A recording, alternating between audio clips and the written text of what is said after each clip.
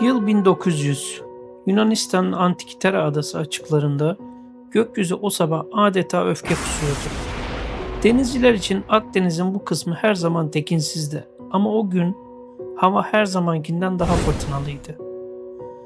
Bir grup sünger avcısı teknelerinde fırtınanın dinmesini beklerken kaptan bir karar verdi. Dalacaklardı. Akdeniz'in o karanlık ve soğuk sularına daldığında tarihin en büyük keşfini yapacaklarından tamamen habersizdiler. Yaklaşık 42 metre derinliğe indiklerinde suyun altındaki o sessizlik bir anda yerini büyük bir şoka bırakacaktı.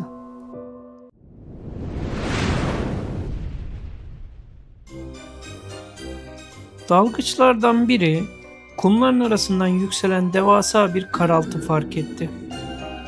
Bu, yüzyıllar önce kaybolmuş dev bir Roma şilebiydi.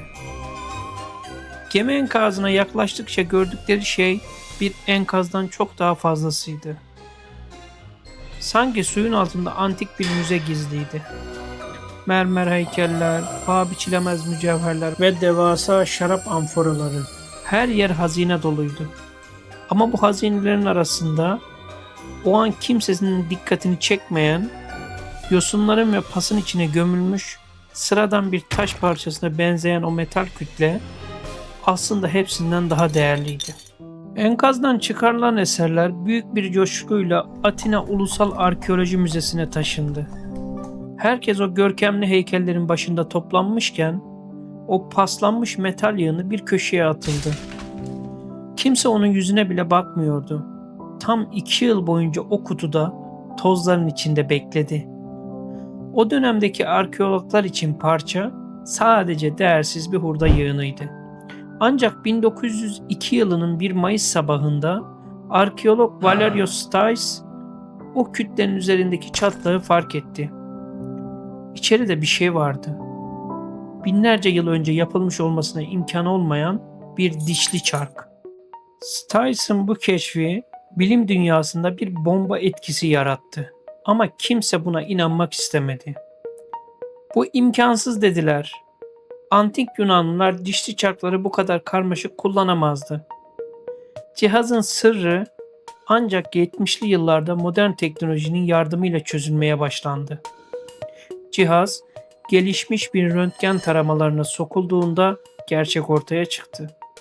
O kütlenin içinde tam 37 adet el yapımı bronz dişli vardı. Bu sadece bir saat değildi dostum. Bu evrenin matematiğini hesaplayan tarihin ilk bilgisayarıydı. Peki bu bilgisayar ne işe yarıyordu? İnanması güç ama bu cihaz Güneş'in ve Ay'ın konumunu saniyesi saniyesine hesaplıyordu.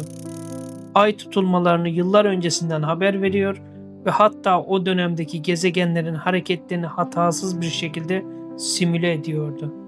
Düşünsenize, M.Ö. 150 yılındayız. Elektrik yok, fabrika yok. Ama birileri bu kadar karmaşık bir sistemi bir ayakkabı kutusu kadar yere sığdırmıştı. Cihazın üzerindeki o minicik yazılar ise bir kullanım kılavuzu gibiydi.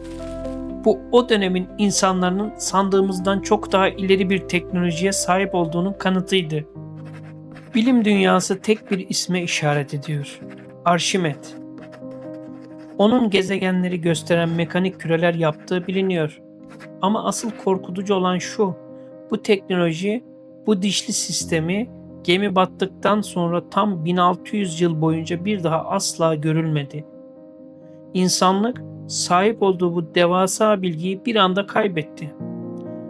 Eğer bu gemi fırtınada batmasaydı, eğer o bilgi kuşaktan kuşağa aktarılsaydı, belki de şu an çoktan yıldızların arasında bir medeniyet kurmuştuk. Antikythera bize insanlığın bazen geri gidebileceğini gösteren en büyük uyarıdır. Bugün o cihaz Atina Müzesi'nde hala duruyor ve hala bazı sırları çözülemiyor. Bize şunu hatırlatıyor. Bizden önce de birileri evreni anlamaya çalışıyordu. Peki ya bizim bugün sahip olduğumuz teknoloji? Bir gün bizim akıllı telefonlarımızda bir denizin dibinde hurda olarak mı bulunacak? Sizin bu konudaki düşünceniz nedir? Antikythera sadece bir dahi işi miydi? Yoksa bizden önce çok daha ileri bir medeniyet mi vardı? Yorumlarda tartışalım. Gerçeğin peşinde laboratuvarda görüşmek üzere. Takipte kalın.